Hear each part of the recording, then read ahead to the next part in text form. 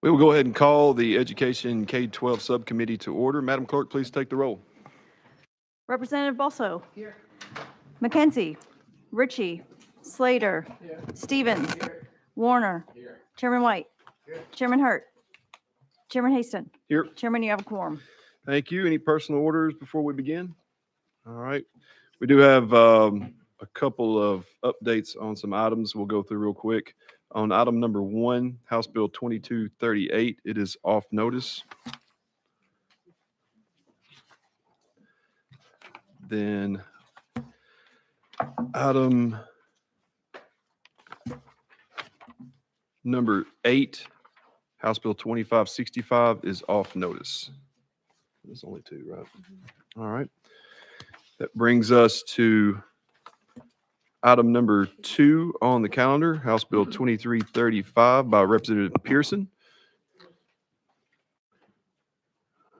Do I have a motion? All right. Bill fails for lack of a second motion.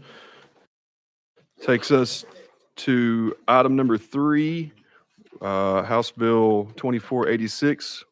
We will roll that to the Hill. Item number 4, House Bill 2489, rolled to the Hill. House Bill 2494 is rolled to the Hill.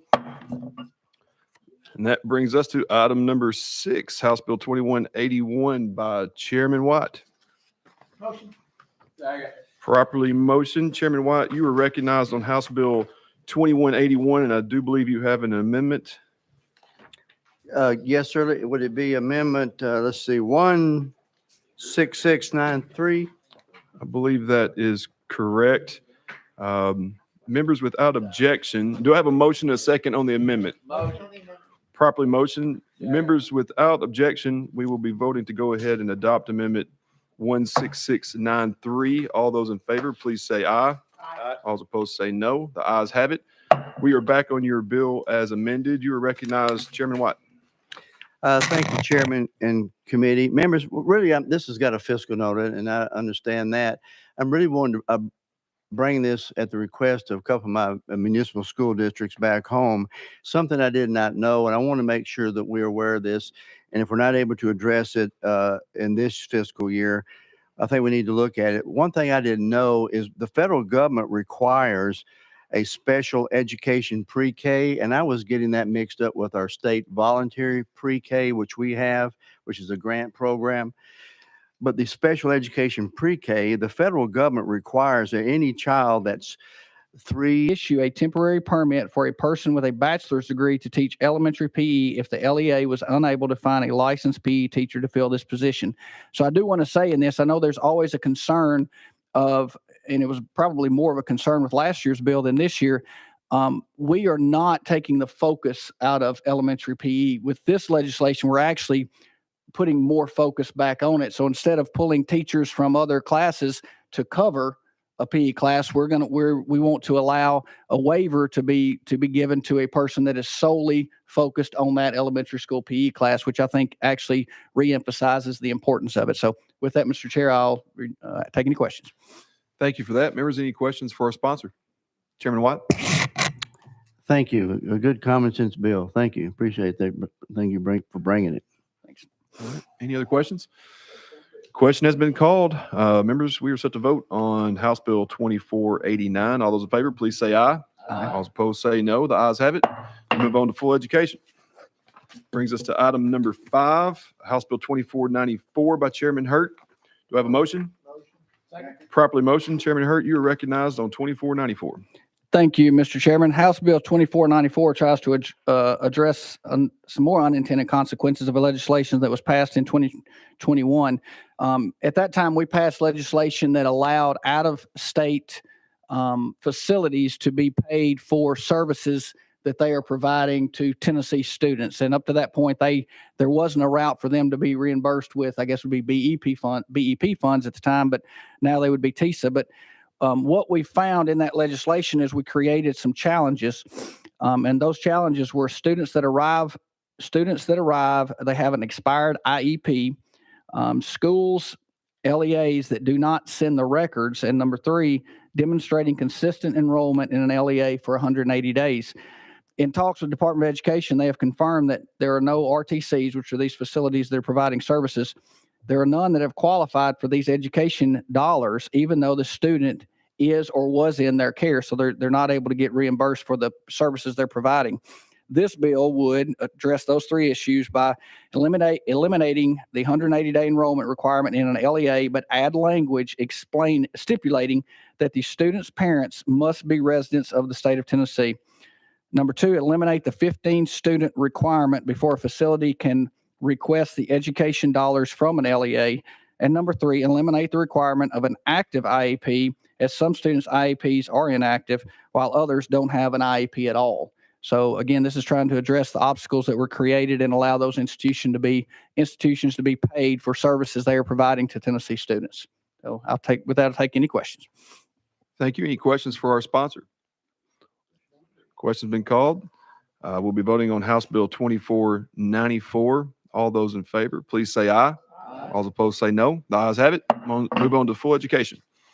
That brings us to item number 14 on the calendar, House Bill 2450, and Representative McKenzie has signed on to this bill. So Representative McKenzie, do I have a motion and a second? Properly motioned, and Representative McKenzie, I believe you do have an amendment on here. Yes, I do. That amendment number is 017225. All right. Do I have a motion and a second? Second. Properly motioned, and it does rewrite the bill. So members, without objection, will be voting to adopt Amendment 17225. All those in favor, please say aye. Aye. All opposed say no. The ayes have it. We are back on your bill as amended. You are recognized. Thank you, Mr. Chairman. Thank you for your patience as I'm pinch hitting here. But this is a good bill, and the problem that was brought to Representative Hakeem and myself as well is just concerns about students who are attending private schools having the same kind of requirements so that we can level that playing field. And then that was one part of it. And the second part was concerns about what's going to happen to those funds that were expended to those public schools if the student returns back. So as introduced, this bill does 2 things.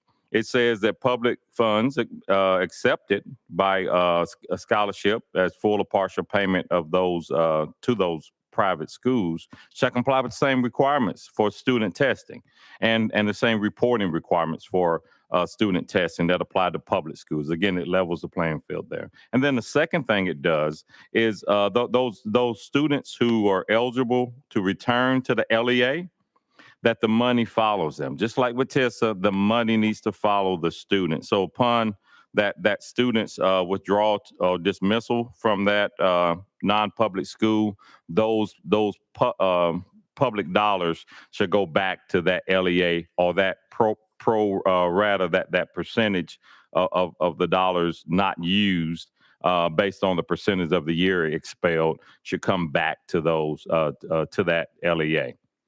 Again, it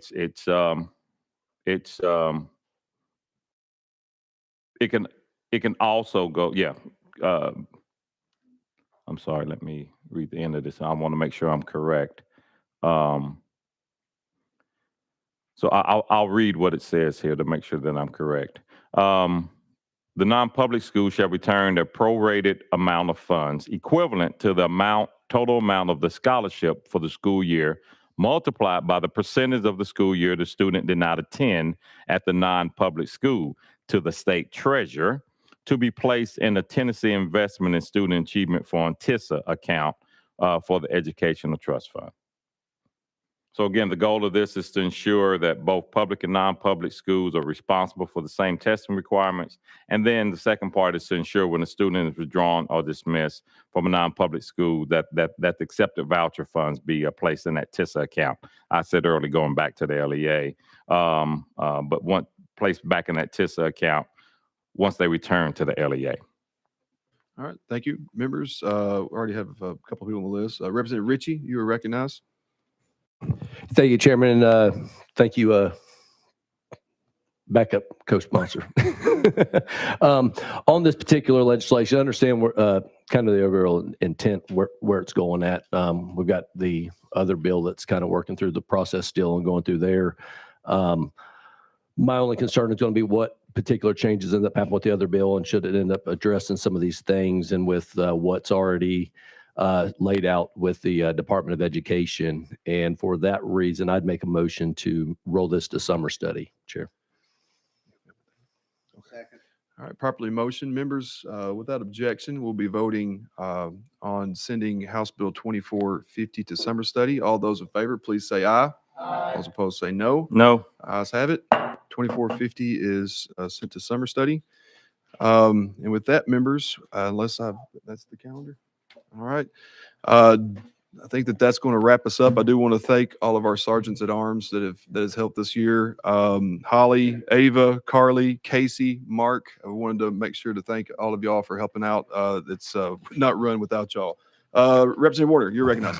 Mr. Chairman, I want to say thank you to yourself and Chairman White for the job that y'all have done this year running this committee. You've done a fantastic job. I think things have flowed through here for the most part pretty smoothly. So thank you for a job well done. Thank you. Appreciate that. Representative McKenzie.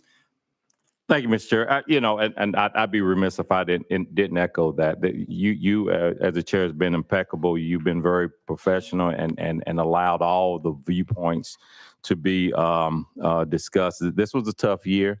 And thank you, staff, for providing a lot of info and keeping up with the madness of this. This was again a tough year, but you all did an outstanding job as leadership of this committee. So thank you. Thank you. I appreciate that, and I just appreciate that we beat Chairman Doggett's committee by 85 bills. They have 85 bills left, and we rep through that. Representative Ritchie. Thank you, Chairman. And I just want to echo, I ended up deciding to run for office. I had no clue what a lot of the committees even were. Whenever I received the request of what committees you could end up putting down, education was not one of them. I put down agriculture and insurance and things that I was versed with and had a lot of knowledge. But over the last 2 years of having the pleasure of sitting on here with your leadership and getting to learn a lot and see how important this committee is, because if we don't get this portion right of everything that we're doing down here, the rest of it kind of goes by the wayside. So I just want to thank you for your leadership and staff for everything there. And it's been a pleasure serving here in the House and the K-12 committee. Thank you. I appreciate it. It's been an honor. I will say that we have the legislators versus interns annual basketball game tonight. If I do score in that game, I will dedicate my first basket to this group right here. I appreciate that. So for anybody in the audience, if you see me tap my chest and point up, it's to y'all. It's to y'all. Representative Warner.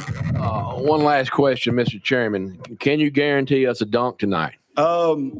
Every year, and my birthday just happened, so I'm still, every year I'll make sure that I at least go out and dunk one time right after my birthday. So when people ask if I can still dunk, I can say yes. I don't know. I need to really pace myself and my energy tonight, because here's the thing. In this game every year, our team gets older and their team stays the same age. And that at some point does not work out for us. And one last question, Mr. Chairman. Could you tell the audience and maybe the people watching out online how tall you are? I am, well, first of all, my last name is Haston, not Hanson. And I'm 6'9" and somewhere in the range of about 275, give or take a few pounds. So anyhow, all right. Well, that was fun. Thank y'all very much. We stand adjourned, subject to the call of the chair.